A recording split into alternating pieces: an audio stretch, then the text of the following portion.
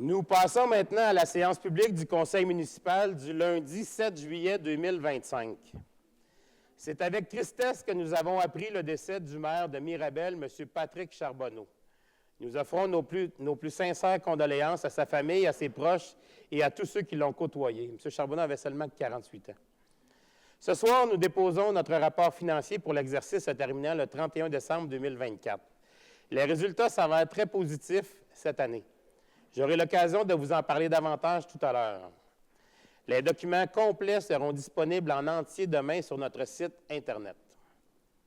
Je poursuis en souhaitant la bienvenue aux nouveaux résidents et résidentes de Saint-Hyacinthe. Pour découvrir tout ce que notre ville a à offrir, je vous encourage à visiter notre site Internet.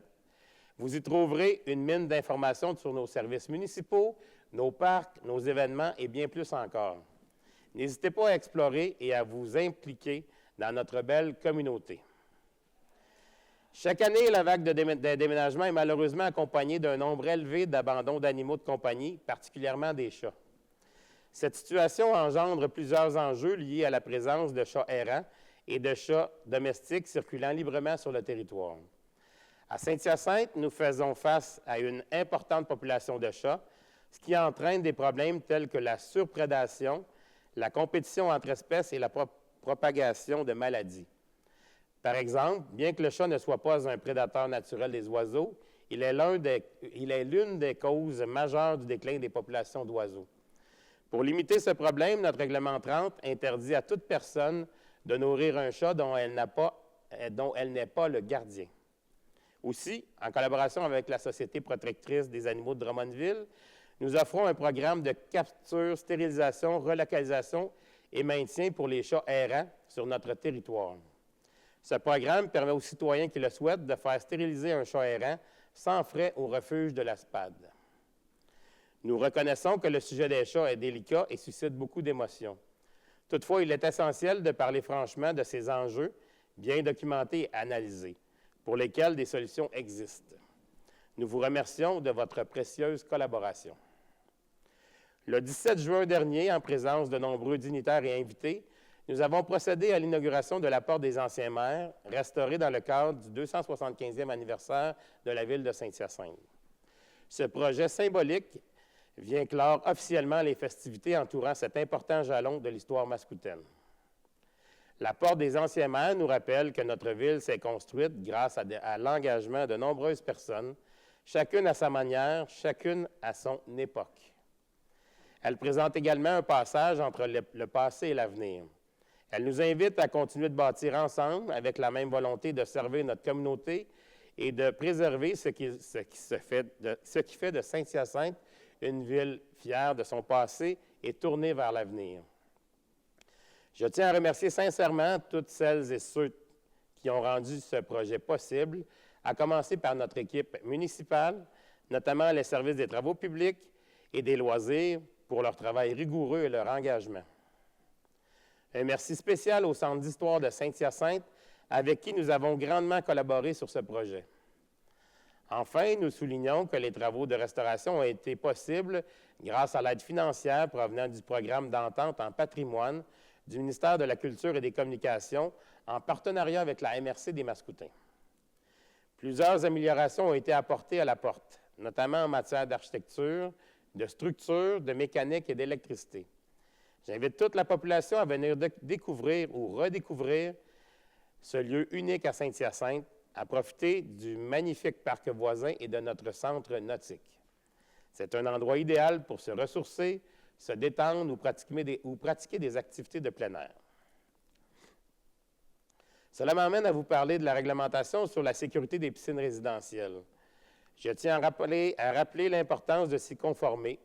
Ce règlement a pour objectif principal de limiter l'accès des jeunes enfants aux piscines, notamment par l'adoption de mesures simples comme l'installation d'une enceinte sécurisée munie d'une porte de sécurité. Ce règlement s'applique à l'ensemble des propriétaires de piscines du Québec. Pour en savoir plus, consultez la rubrique sur les piscines résidentielles sur québec.ca. Depuis mai 2021, le règlement a été modifié afin d'y assujettir l'ensemble des piscines résidentielles et d'obliger les propriétaires de piscines construites avant cette date à s'y conformer au plus tard le 30 septembre 2025.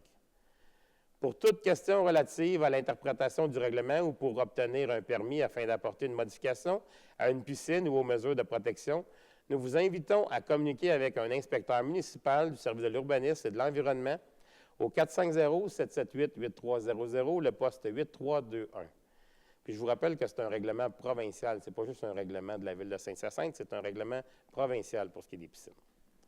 Pour poursuivre sur la thématique des piscines, je vous rappelle que nos 8 piscines extérieures sont ouvertes et gratuites pour tous.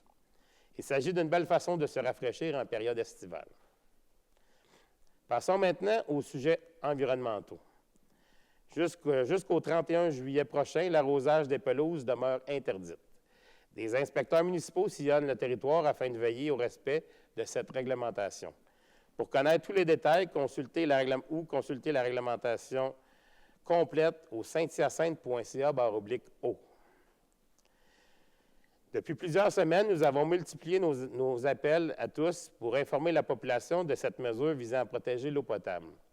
Je tiens néanmoins à vous rappeler l'importance de rester informé des actualités mascoutaines.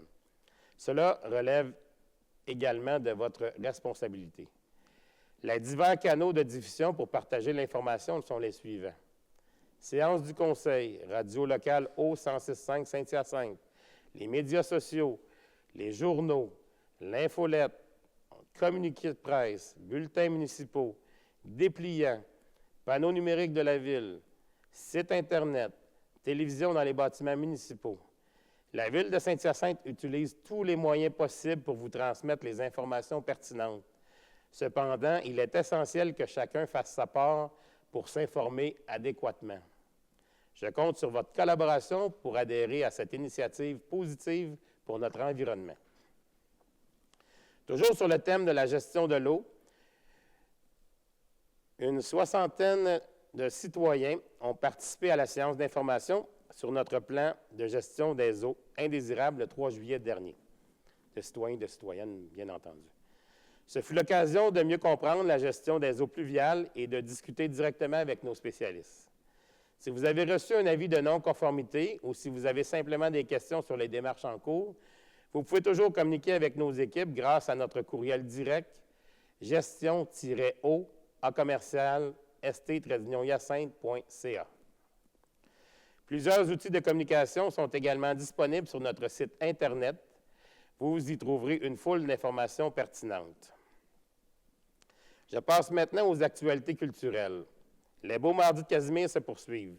Le 8 juillet, Dogmatique et ses invités, c'est demain soir.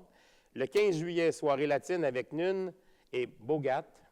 Le 22 juillet, Guylaine Tremblay. Le 5 août, La Chicane. Et le 12 août, on termine ça en beauté avec Marjo. Le 29 juillet, les Beaux Mardis font relâche afin de permettre aux Mascoutins et aux Mascoutaines de profiter de l'exposition agricole de Saint-Hyacinthe.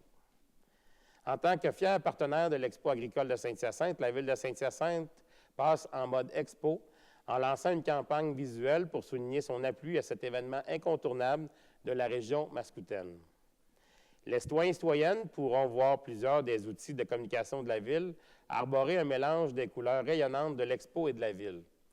N'oubliez pas que le lundi 28 juillet prochain aura lieu la journée des résidents à l'Expo de Saint-Hyacinthe.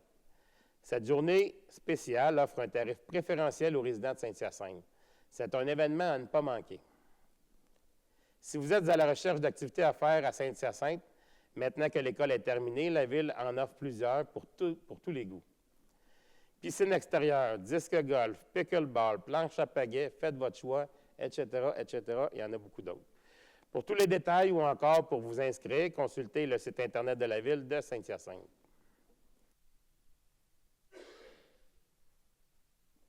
Pour célébrer l'été, vous êtes aussi invité à la fête de quartier, à la fête de votre quartier, au centre communautaire le plus près de chez vous. Voici les dates à retenir. Saint-Joseph, le 11 juillet, vendredi qui vient. Douville, le 7 août. Sainte-Rosalie, le 9 août. Christ-Roi, le 13 août. Saint-Thomas d'Aquin, le 15 août. Participez en grand nombre. Il y a eu plusieurs fêtes de quartier qui ont déjà eu lieu, dont vendredi passé, c'était La Providence et Bourgeois.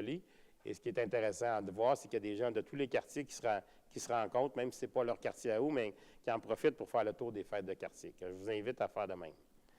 Du 9 au 13 juillet, tous les pôles commerciaux de la ville de Saint-Hyacinthe, soit les galeries Saint-Hyacinthe, le centre-ville de Saint-Hyacinthe, le quartier M et d'autres commerces de la région seront en fête pour la plus grande vente trottoir du Québec. En plus de profiter des offres spéciales et des rabais exclusifs, nous vous encourageons à aller découvrir les entreprises de la région et à faire le plein d'achats local. Pour agrémenter vos sorties, une programmation diversifiée vous est offerte dans chacun des pôles commerciaux.